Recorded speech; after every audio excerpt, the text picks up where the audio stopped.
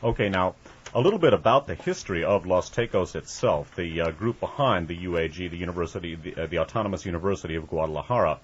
This is the largest of the articles from the Albuquerque Journal of 12/15/85, again by Craig Paz, headlined, Tecos, School Mascot or Philosophy, subheaded, Mexican College Denies Links to Pro-Nazi Right-Wing Sect. And reading part of the story, because this is a huge story here, about the development of Los Tecos. The organization grew out of the ferment among conservative Catholic university students in the 1930s. Its antecedents sprang from the underground Christian guerrilla organizations that fought in Mexico's Cristero revolutions in the 1920s against the suppression of the church by Mexican dictator Plutarco Elias Calles, C-A-L-L-E-S. Guadalajara was always the stronghold of the movement. The leader of the Tecos and the principal founder of the UAG, according to these accounts, was Carlos Cuesta Gallardo, G-A-L-L-A-R-D-O, a Guadalajara lawyer who died last June. Cuesta Gallardo was sometimes facetiously called the Jew, unquote, by his contemporaries because of his obsessive anti-Semitism and his stint in Hitler's Germany during the war. This is the person Anderson referred to that goes clear back to Hitler Germany. As we'll see, this whole organization has been in business for a long time, well before World War II. Talking about Cuesta Gallardo. He was the ideological mentor of the UAG's current rector and vice-rector and other top UAG administration officials still in power, said law professor Raimundo Guerrero. Now recall that rector is the aforementioned Luis Garibay, who went to New York to study. Continuing. Luis Calderon Vega, in his 1959 memoirs of the Catholic student movement, said that a few years before the founding of the Autonoma, he received a call from Cuesta Gallardo to meet in a plaza and discuss some business affairs. After walking around the square a number of times to see who might be listening, Cuesta Gallardo explained that he was either forming or wished to expand his secret Catholic youth organization to, quote, counter the ominous and omnipresent power of the secret Jewish Masonic organization, unquote. Cuesta Gallardo's secret group was called the Tecos, Calderon Vega continued. The school was founded in 1935, according to the versions cited in university publications, when students headed by Cuesta, along with sympathetic faculty, broke from the state university and started UAG to counteract what they saw as Mexico's socialist educational system. The stated goal was to uphold academic freedom and to oppose dogmatic and totalitarian government interference by creating a university free from political or religious partisanship. Take that with a generous grain of salt, as we're going to see here in a second. According to accounts by some former students, the Tecos infiltrated key administrative and student posts and gained control of the Autonoma, suppressing all political and ideological opposition. Mexican politician Ignacio González Golaz, G-O-L-L-A-Z, who said he was one of the students forced out of the UAG's secondary school in 1940, wrote that the secret groups were controlled by a Supreme Council headed by Cuesta. According to Gonzalez, one of the requirements for membership on the Supreme Council was to pass a doctrinal examination based on anti-Jewish writings. Below the Supreme Council were groups and subgroups that spied on other students and one another to ensure maximum loyalty, he wrote in 1940. Inductees had to swear by God and by my honor, unquote, not to reveal the name of the organization, its members, or its activities during an initiation ritual conducted before a crucifix, a skull, and a dagger. Members of the Supreme Council, as identified by González Golaz, include the current UAG rector, Luis Garibay, we spoke about him before, the current vice-rector, Antonio Leano, and law professor Raimundo Guerrero. One knowledgeable foreign observer described Leano as the most important person in the school today. He has contributed significant amounts of money, and members of his family hold several key positions. Pointer being that the Los Tecos has taken over and has been running the Autonomous University of Guadalajara since about 1935, and it, from the description given by many of the people involved with it, or who have experienced its wrath and survived, it appears to be almost like the SS Ordensbergen, the schools that were set up especially by Himmler to raise his SS cadets. Certainly, it is a totalitarian and a fascist institution, tout ensemble, as we're going to see here. But again, keep in mind that this organization not only was pumped up with Mr. Wiegand's money coming from the State Department and AID, but also basically this whole group was founded, the CAL, that is, was founded by U.S. intelligence going back to the Arbenz overthrow. That's right. And bear in mind, again, Dave's comparison to the Ordensburg and the SS training centers as we look at this next section of the article. You're reading a little further on in the article that we had started earlier by Craig Pies. Two names here. One of them you've already heard, CAL, and of course the other one that gets mentioned is FEMACO, or FEMACO, F-E-M-A-C-O. That stands for Federación Mexicano Anticomunista, the Mexican Anti-Communist Federation. This is a group that actually started before CAL was officially named that, and later on joined CAL once CAL had come into existence. So FEMACO is the group that nominally puts out the magazine Replica that we were talking about, that equates Judaism with witchery and communism, etc., etc. Okay. Other League officials interviewed, this is World Anti-Communist League officials, said CAL and FEMACO were expelled. The man identified by the Passonis are the Stefan Passoni and his wife, who are actually conservatives, members themselves affiliated with the World Anti-Communist League. Passoni is affiliated with the Hoover Institute right here in the area and the Reagan administration. The man identified by the Passonis as second in command of the Tecos was Rafael Rodriguez. He's also a professor, by the way, at the UAG, who has worked closely with Raimundo Guerrero on the international scene. Rodriguez, who declined to be interviewed by telephone, founded and ran CAL, which worked directly with South American military dictatorships, frequently praised by Rodriguez in his speeches.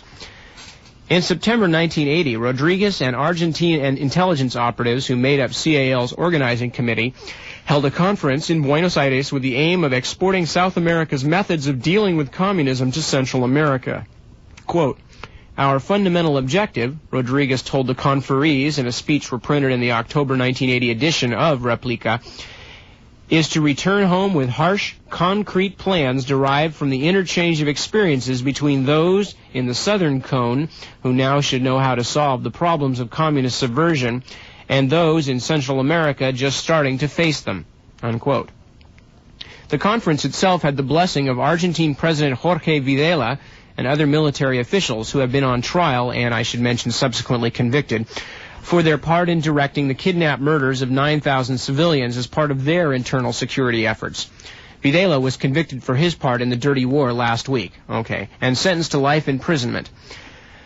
During the conference, Salvadoran rightist Roberto Dabuison arranged for Argentine advisors to be sent to El Salvador, where they worked with rightist death squads. The leaders of the Argentine advisors was identified as Alfredo Freddy Zaratini, head of Argentina's National Socialist, or Nazi Party, and co-organizer of the conference with Rodriguez. The Argentines who went to Central America after the 1980 Buenos Aires conference preached a combination of violent hatred of the Jews and counterinsurgency techniques based on mass murder. Quote, "The Argentines worked closely with CAL." Francisco Chico Girola said during a 1982 interview. Girola, a close Dabuison aide who was convicted earlier this year of attempting to smuggle $6 million in suspected drug money out of the United States, knew the Argentines well. Quote, "They, CAL, have their own training camps," he said. "They have their own brotherhoods. They're well organized all over the world. Their center is the Autónoma de Guadalajara." On the surface, the Autónoma is calm and placid. Its 20,000 students talk casually on manicured lawns in front of modern buildings and appear serious, proper, and upscale. There have been no reports of hostility toward the many Jewish students enrolled in the medical school and the exchange programs. We're going to be talking about the medical school in a little bit. Indeed. Although offices are adorned with owls in every medium and every form, and by the way, Tecos is short for tecolote, which means owl. By the way, interrupting also, the owl is an ancient occult symbol, and there's a strong intersection between fascism and the occult, and a lot of the groups that sort of tread that boundary use the owl as a symbol. It's also, interestingly enough, the symbol for the Bohemian Grove, a tremendous power center which convenes north of here every year, involving people like Henry Kissinger, the Buckleys, Al Haig, and a lot of other luminaries of the so-called respectable right. Maybe we can call it the Autónoma Grove from now on. Oh. From photographs to flower pots to candle holders, the owls adorn every medium and every form. there is little to indicate the presence of another kind of Teco. However, some American students have seen or felt enough to be concerned. Quote, "Stuff goes on underneath here that I know I'll never know about," said a student from New Mexico who asked not to be identified. If you ask anybody at the university what the Tecos do, they say it's a good organization that promotes school involvement. But people outside say it's a spy organization. James Lessinger, who was a medical student at UAG in the mid-1970s and who now is a doctor in California, described the school's dual nature. Quote, "On the surface, it," meaning the Tecos, "was a student body organization like the UCLA Bruins. But when you started getting deeper and deeper, it was like Hitler Youth," he said. Then they had this kind of secret society that would do paramilitary and military training, that would have spies in various student organizations, that would have sessions and training about capitalism versus communism, and political and military indoctrination. Again, very much, as Dave mentioned, like the Ordensburg. American students said the indoctrination classes, called encuentros, or encounters, were taught by professors and instructors at the school and were aimed entirely at the Latin student body. North American students were deliberately kept out. Okay, so again, we see an organization that is running on several different levels, and one of those levels being it is actually serving much the function of the Hitler Youth training facilities. And also at the same time, we know that there are American students, some of whom obviously have not gotten involved with these kinds of things and have stayed away, and maybe in fact were not even aware that these things are going on, although these two who were quoted in the article seemed to realize something was going on. But also American students and presumably other international students are also coming in to the Autonomous University in Guadalajara. Okay, now remember, too, that the connections between the American universities and the UAG, because as we're going to see in another Anderson column here, American professors there are required to join Los Tecos for all intents and purposes. Reading now from the San Francisco Chronicle of Monday, November 26, 1984, they ran Anderson's column under the title, "Lunatic Fringe in Mexico." I stirred up a hornet's nest in September when I reported that the heart of Latin American death squad activity beats most strongly in Guadalajara, Mexico, where the Autonomous University appears to be influenced by an ultra-rightist, anti-Semitic secret society called Los Tecos. The university, founded as a counterweight to the left-leaning government universities, was quick to respond. University authorities authored a paid rebuttal in the Washington Post that claimed, among other things, that the university is non-political. "This is a joke," says Anderson. "My concern lay with the information obtained by my associates John Lee Anderson and Dale Van Atta that the clandestine Los Tecos Society exercised a malign influence on the university. The point I was trying to make was confirmed by one indignant caller who telephoned in defense of the university." Okay, remember now, this next argument is in defense of Los Tecos. "He said he was an American professor there and insisted on anonymity, but his remarks were revealing. After he praised the university lavishly, my associates asked if he was a member of Los Tecos. After a long pause, he said he was. 'Is it a right-wing society?' 'Yes,' he said. 'Why had he joined?' 'It was expected of both American and Mexican professors who taught there,' he replied. 'Did he know of any other American professors who had joined Los Tecos? Well,' he said, 'he knew of one who had refused to join and, quote, was always in trouble for this,' unquote. Had he ever witnessed any violence by Los Tecos? 'No,' said the professor. 'That was another part of the group, not the one to which he belonged.' He explained that Los Tecos consisted of three divisions: the administrators, professors, and school officials who were members, the student spies who kept their eyes on suspected left-leaning professors and students, and the Tecos de Choc, or shock troops. The professor said he had no idea what the strong-arm division did. Well, strong-arm divisions usually do one thing, and that is impose violence on other people, okay? That's generally what it means. Could the shock troops be involved directly or indirectly in death squad activities? It wouldn't surprise him, the professor replied. Well, obviously, dealing with the information about Rodriguez, the CAL and the Los Tecos, the Autónoma de Guadalajara, are obviously heavily involved with death squads. As I said, they could be thought of as the wrist of La Mano Blanco, the white hand. And remember, the CAL, founded out of U.S. intelligence after the Arbenz overthrow, This Society Los Tecos is an explicitly fascist society which has been running this university as basically a fascist finishing school since 1935. In the late 60s, it gets pumped up courtesy of the U.S. government and adds fuel to the death squad fire in Latin America, again with U.S. intelligence at its core. And again, considering the World Anti-Communist League as the reconvening of the Comintern, as a second anti-Comintern, and obviously a primary proponent of the Freikorps methodology. Okay, and one last thing to think about before we take a break. Those of you who've been longtime listeners to Dave and myself here on KFJC will remember us talking about Jonestown, about the numerous strange and bizarre events surrounding Jonestown and the death there of some 900 to 1,000 people. And the allegations by, among other people, Joe Holtzinger, Leo Ryan's press secretary, that Jonestown was in fact some kind of a CIA operation, perhaps a mind control operation. And we talked about this at some length. We certainly have talked about all the suspicious things about Jonestown that we will not go into now, but it's definite and almost undeniable ties to American intelligence. Just going to read a short thing, bearing in mind Los Tecos and the stuff that we've just read about, their organization and their founding by Americans and with American government money.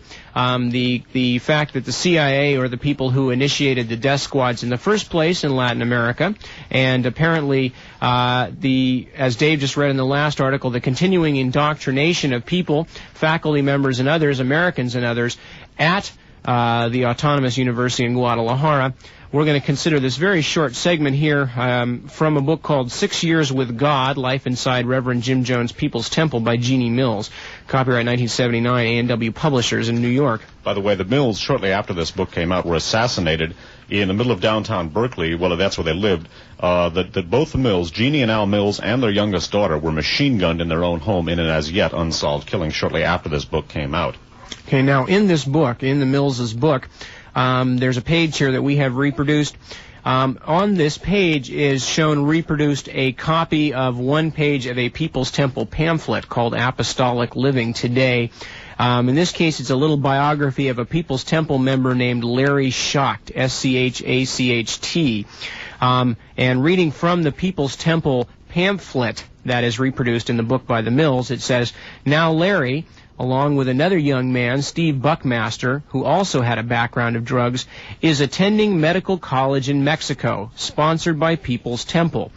He and Steve have dedicated their lives to helping others. They plan to be doctors in a People's Temple free clinic as soon as they graduate." We don't know offhand if this is the Autonomous University of Guadalajara, but it's quite possible. Right next to it, the Millses have printed, "This article was printed in one of the Temple pamphlets. It is testimony about Larry Schacht. Larry was a doctor and was the person who mixed and administered the poison that killed 912 people." Okay, so perhaps he was a student at the Autonomous University. Certainly that seems a very reasonable possibility. That is, at this point, though, as we like to say, food for thought and grounds for further research.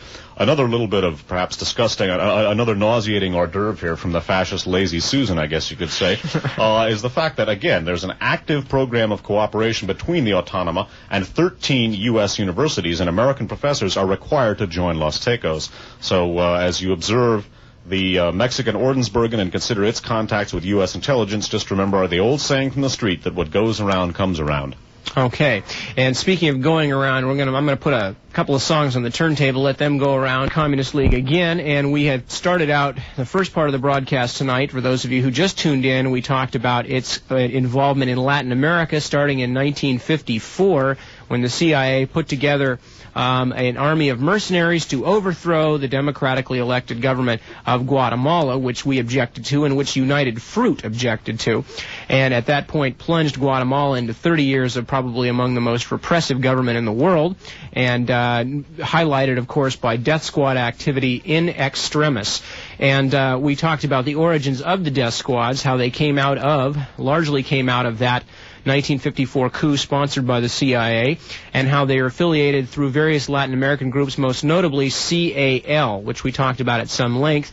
And we trace CAL to a university that was founded in Mexico with the help of United States government funds in the early 1960s, and is now operating independently almost by itself as the center of Latin American death squad activities, according to many sources, and is possessed of a sub-government or a shadow government of this university based on anti-Semitism, Nazism, and the training of students and faculty members, including apparently American faculty members, according to one of the last Jack Anderson columns we read, in these various principles of fascism and anti-Semitism, and apparently also graduating many American students, at least 10,000 of them, with doctoral degrees. Now, whether all of them received this kind of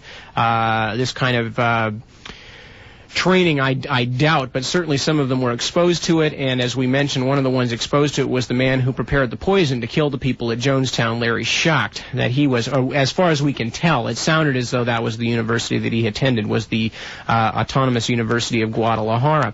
So we have traced the activities of the World Anti-Communist League up to this point in this particular narrow field, the Latin American branch, and also specifically, as we mentioned, this Guadalajara University. Okay, now, again, hang on. We're having some problems with the mics. I have no idea why that microphone is not functioning properly. Let's see. Everything else seems to be on.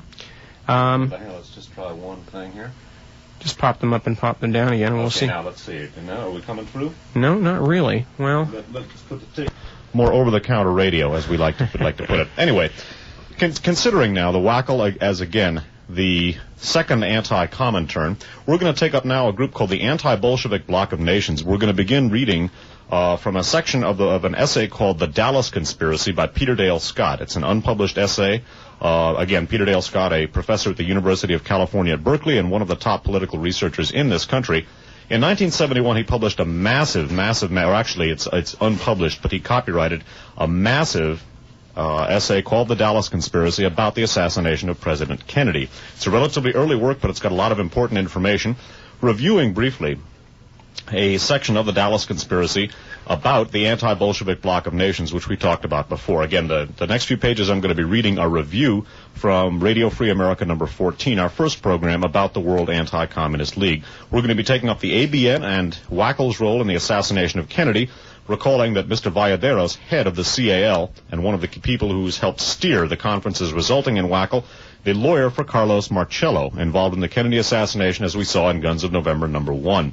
Also, remember that Maurice Brooks Gatlin of 544 Camp Street, as we also looked at in Radio Free America number 1, also in Guns of November number 1, also Radio Free America number 12, was very much involved with the 544 Camp Street address used by Oswald. Keep those connections in mind here.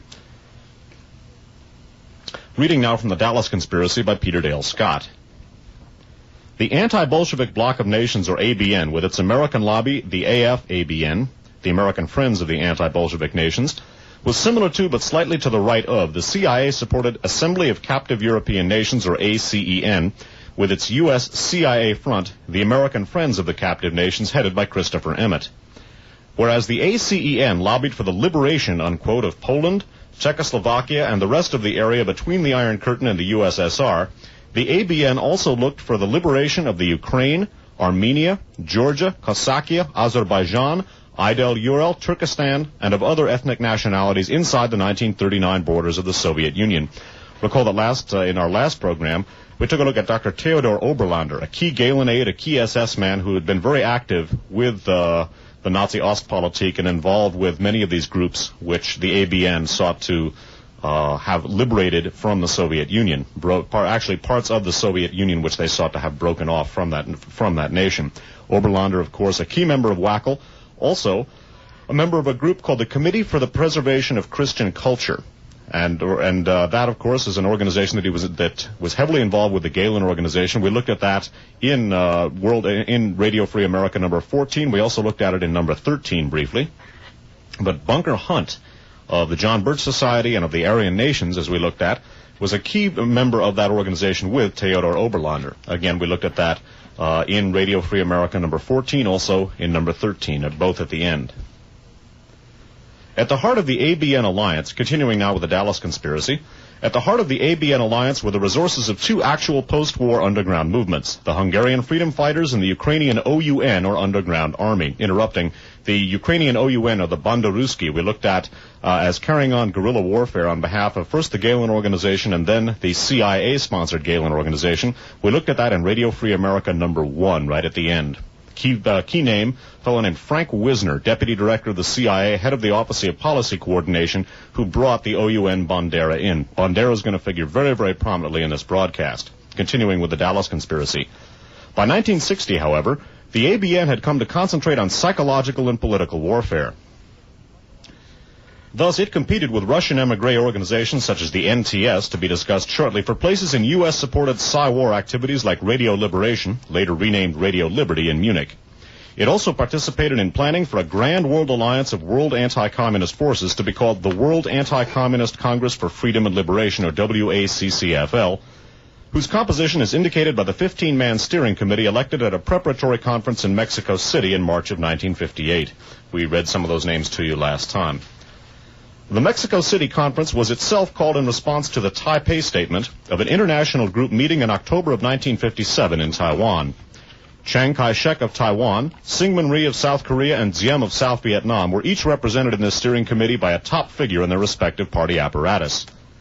German veterans of Hitler's frustrated anti-Comintern and Ostpolitik programs were included, notably Fritz Kramer of the CIAS, Committee for Information and Social Activity, a former officer of the Abwehr in Riga and Lisbon from 1939 to 1945. Alfred Gielen, CIAS Secretary General and a former Nazi publicist for Goebbels' anti-Comintern, became the WACCFL Steering Committee's Regional Secretary for Europe. Now, this Mr.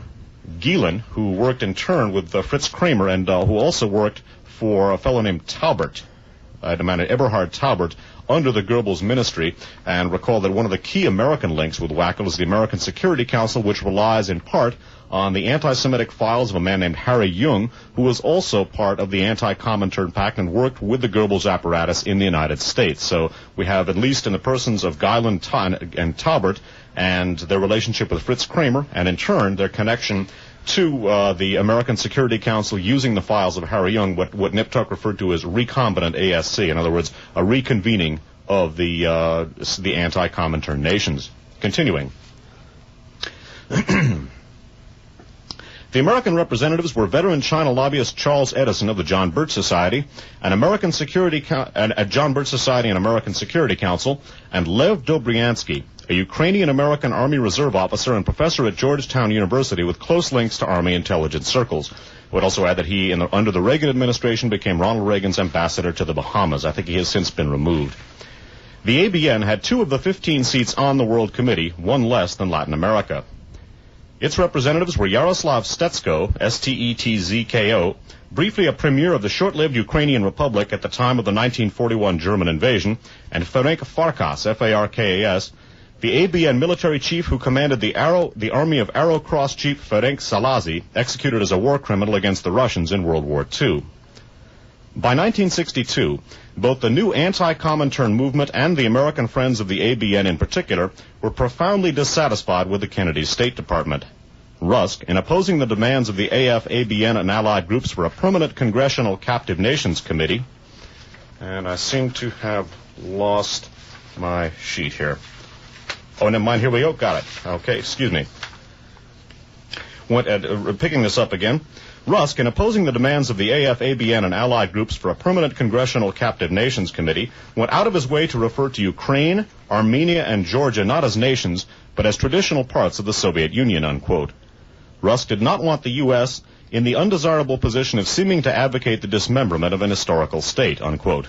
This Rusk letter, like other features of the Kennedy administration's Russian policy, was repeatedly polemicized against by ABN and other emigre elements, including a sympathetic veteran of Army intelligence, Charles Willoughby of the American Security Council. Now, of course, Charles Willoughby, MacArthur's G2, key member of not only the American Security Council, but also the Birch Society, Young Americans for Freedom, and the Aryan Nations. And, of course, he's directly involved with the whole MacArthur group that we developed in our Aryan Nations thesis.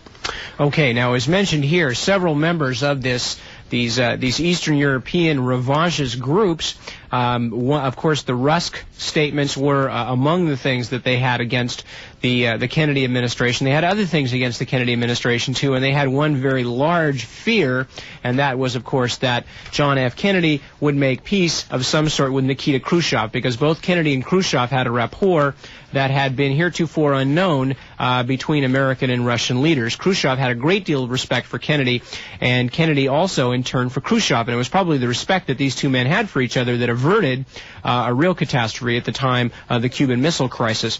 Anyway, so these two men did feel that they had a rapport that was special between the two nations and was unprecedented to that point so far.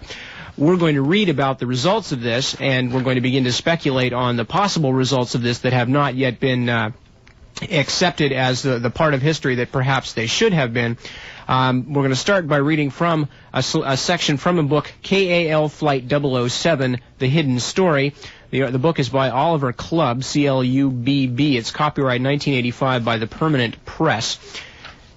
It says, during the final year of his presidency, John F. Kennedy would also make a break. In his famous American University speech of June 10th, 1963, with America's past policies toward the Soviet Union. Quote, the president was determined, wrote Theodore Sorensen, to put a fundamentally new emphasis on the peaceful and the positive in our relations with the Soviets. He did not want that new policy diluted by the usual threats of destruction, boasts of nuclear stockpiles, and lectures on Soviet treachery, unquote. By the way, those of you, again, to refer to the present day, you might compare that to Ronald Reagan's references to the Soviet Union as the evil empire and the focus of evil on earth today. In his speech, Kennedy therefore called upon the American people to, quote, re-examine our attitude toward the Soviet Union, unquote. Both the United States and the Soviet Union, quote, have a mutually deep interest, he affirmed, in a just and genuine peace and in halting the arms race. So, let us not be blind to our differences, but let us also direct attention to our common interests and to the means by which those differences can be resolved. Having said these things, Kennedy announced that negotiations would soon take place in Moscow to seek agreement on a comprehensive nuclear test ban. And he took the further step to, quote, make clear our good faith and solemn convictions on the matter of declaring that the United States would not conduct nuclear tests in the atmosphere, so long as other countries also refrain from doing so. Richard J. Barnett has very well summarized the Russian reaction to Kennedy's speech. Soviet citizens found it electrifying. For months, some carried clippings of it in their wallets.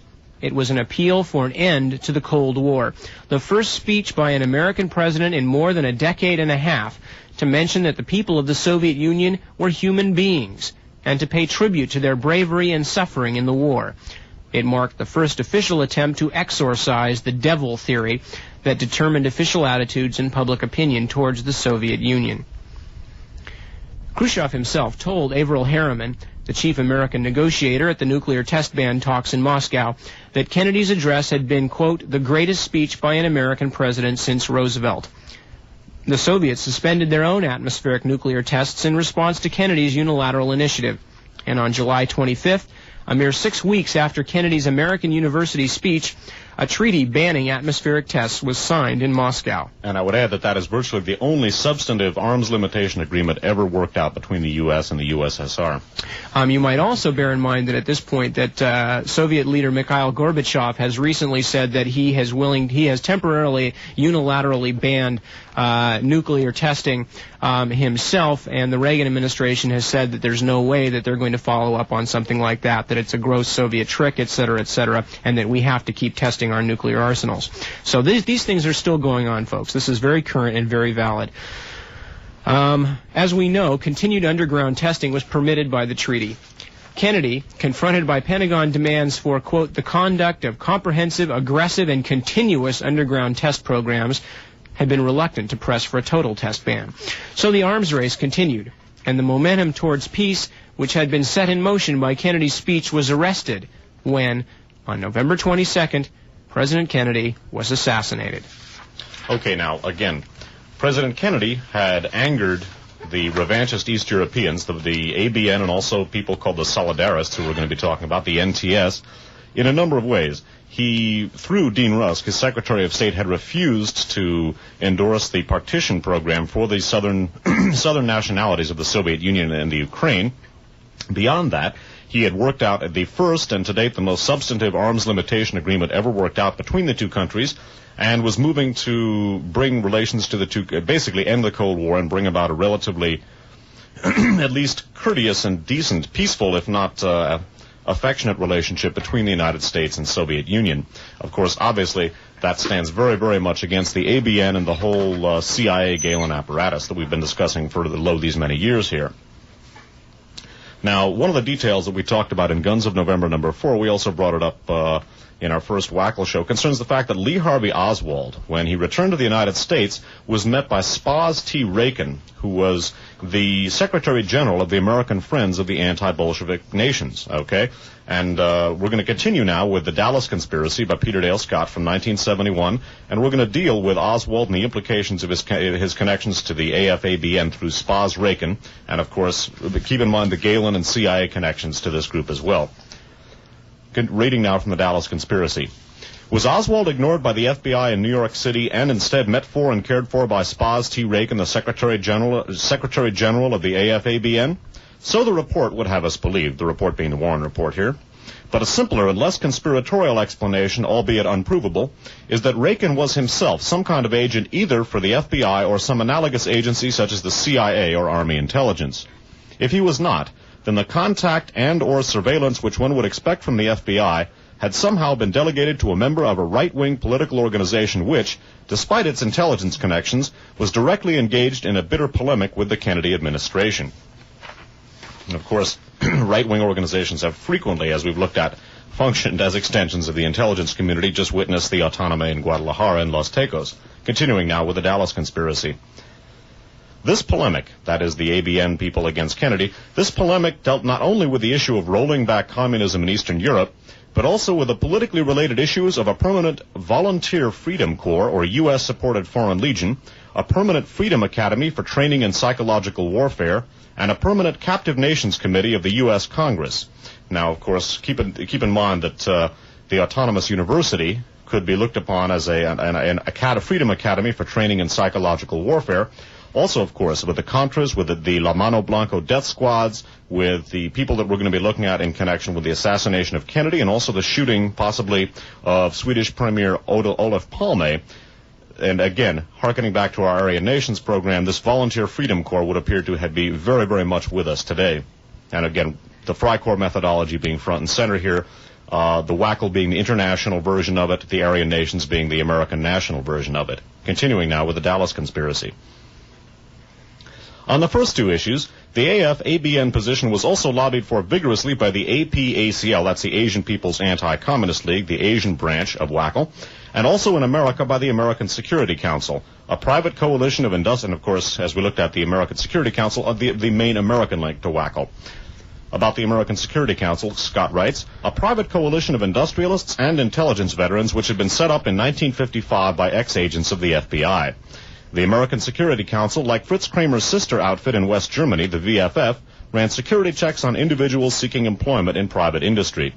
Its index of over 1 million alleged subversives was based on the anti-Semitic files of Harry A. Jung's American Vigilant Intelligence Federation, which had collaborated with the Goebbels-Taubert anti-Comintern in the 30s. We discussed that before.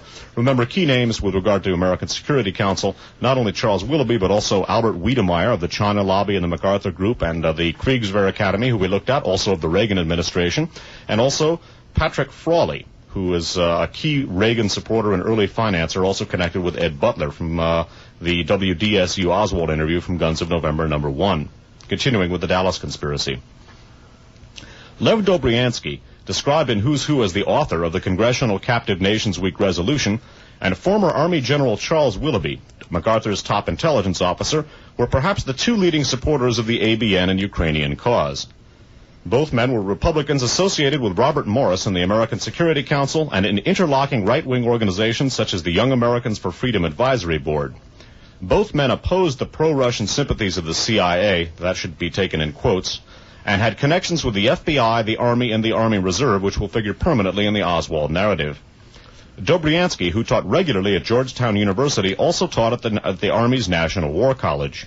In 1958, he was appointed lieutenant colonel in the Army Reserve's 352nd Division for Military Government Civil Affairs, with responsibility vaguely reminiscent of the movie 7 Days in May. I'm going to read that last sentence again. Again, Dobriansky, Reagan's ambassador to the Bahamas, key figure in WACL and the ABN. In 1958, he was appointed lieutenant colonel in the Army Reserve's 352nd Division for Military Government Civil Affairs, with responsibilities vaguely reminiscent of the movie 7 Days in May. Of course, with our Aryan Nation series, we looked at the Kennedy assassination as the culmination of a series of coups based around the Morgan and MacArthur groups and the China lobby, in which they had attempted to overthrow the government. Obviously, with the Kennedy assassination, they did. And part of the reference here is that, of course, the movie 7 Days in May was about an attempted takeover of the United States by an extreme right-wing clique of generals to be headed up by the assassination of the President of the United States. In the movie, it was foiled. Art does not always imitate life. Continuing now with the Dallas conspiracy. Anthony Buscari, a third pro-ABN spokesman associated with Dobriansky and Willoughby in the American Security Council and the Young Americans for Freedom, attracts our attention because, like Oswald, he served in the Marines. Okay, so again, the WACL group, and with Dobriansky being in a military group with responsibilities for instituting, for all intents and purposes, a military government, consider the whole thesis that we've been developing of the Kennedy assassination as the culmination of a constitutional struggle and the overthrow of the government. Nip Tuck's about to read you now from a book called Gehlen, Spy of the Century, and reviewing briefly who Gehlen is. Reinhard Gehlen was Hitler's chief of intelligence for the Eastern Front. At the end of World War II, he jumped to the CIA with his entire organization still intact. Then the Gehlen organization became the CIA's Department of Russian and Eastern European Affairs, was responsible for all the intelligence which we got on that part of the world for a long time, then became, for all intents and purposes, the NATO intelligence organization, and eventually the BND, the West German intelligence service, which it is to this day. And Nip's going to read you about a series of assassinations which took place in conjunction with the Gehlen organization, or sort of within that milieu. And one of the key names to remember here is the death of Stefan Bandera. He's the fellow brought into the country along with his guerrilla groups, which waged fierce guerrilla warfare, first for the Nazis, then for the CIA against the USSR. And Frank Wisner of the Office of Policy Coordination and CIA was the key figure involved in bringing Bandera into the country. Now we're going to read about his death and how it keys in with the Kennedy assassination. Now, again, bear in mind that one of the reasons, now this is, as Dave was mentioning before we began the broadcast tonight, this is the kind of intelligence, counterintelligence, espionage, counter-espionage stuff that we generally tend to stay away from because it gets exceedingly confusing, and there's very seldom, if ever, a concrete resolution to what actually was done. Plus, most of the information generally generated by both sides is intended to a large extent to confuse the other, and woe unto the independent researcher. Exactly, and it usually succeeds in doing just that. However, just to give an idea, if nothing else, of how these organizations were set up and the kinds of fierce rivalries within the organizations and the willingness, again, because we're talking about people who we feel were, among other things, were, although on one hand working for American intelligence, were also willing to kill an American president, and it's important to realize what kinds of fanatical and bizarre loyalties were put together in these groups. Beyond that, the Bandera assassination may have been, we don't know for sure because obviously we haven't got the final goods, but it may have been a provocation, and it's figuring in the background of the Kennedy assassination is the reason here why we're taking up the field of hard counterintelligence. I guess you could call it spy versus spy, which we normally stay away from because, as we've indicated, it tends to be an impenetrable maze. But here, not only are there some clues as to what was happening, but obviously it's directly connected to the overthrow of the U.S. government, so we're going to take it up. Okay. Again, reading from the book Gehlen, Spy of the Century by E.H. Cookridge, copyright 1971, Random House, New York. The author Cookridge writes under the heading of The Cyanic Acid Murders.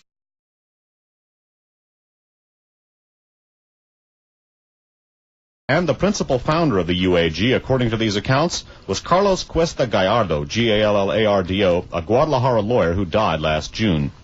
Cuesta Gallardo was sometimes facetiously called the Jew, unquote, by his contemporaries because of his obsessive anti-Semitism and his stint in Hitler's Germany during the war. This is the person Anderson referred to that goes clear back to Hitler Germany. As we'll see, this whole organization has been in business for a long time, well before World War II.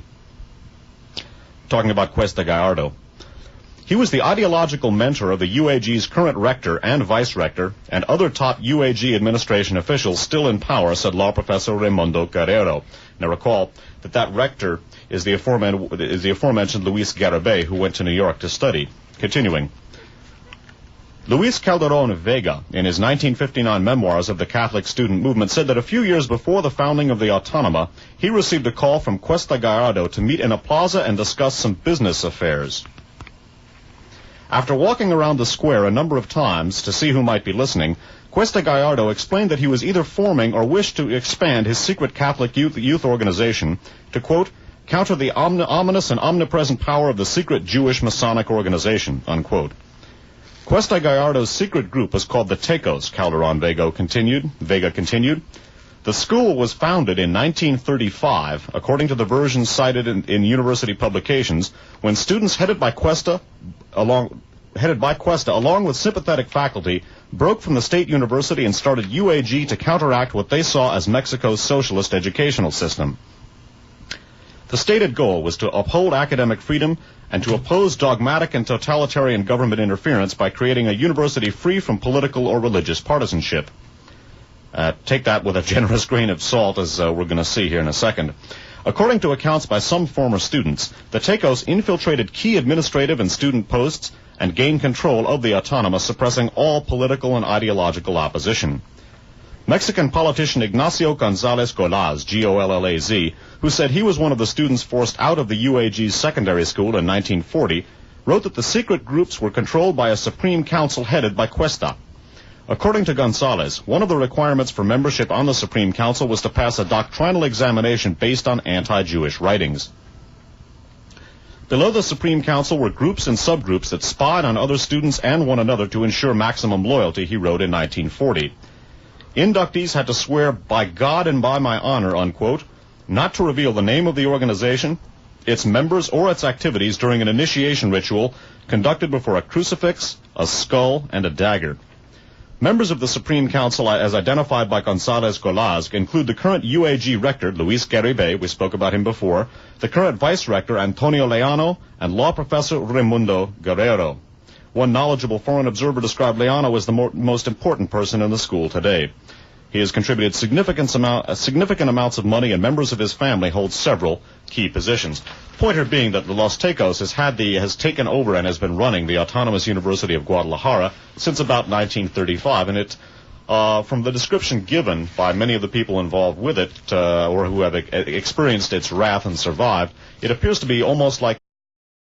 Okay, now, a little bit about the history of Los Tecos itself, the group behind the UAG, the Autonomous University of Guadalajara.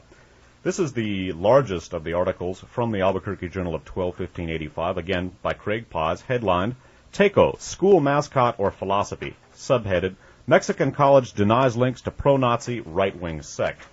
And reading part of the story, because this is a huge story here, about the development of Los Tecos. The organization grew out of the ferment among conservative Catholic university students in the 1930s. Its antecedents sprang from the underground Christian guerrilla organizations that fought in Mexico's Cristero revolutions in the 1920s against the suppression of the church by Mexican dictator Plutarco Elias Calles, C-A-L-L-E-S. Guadalajara was always the stronghold of the movement. The leader of the Tecos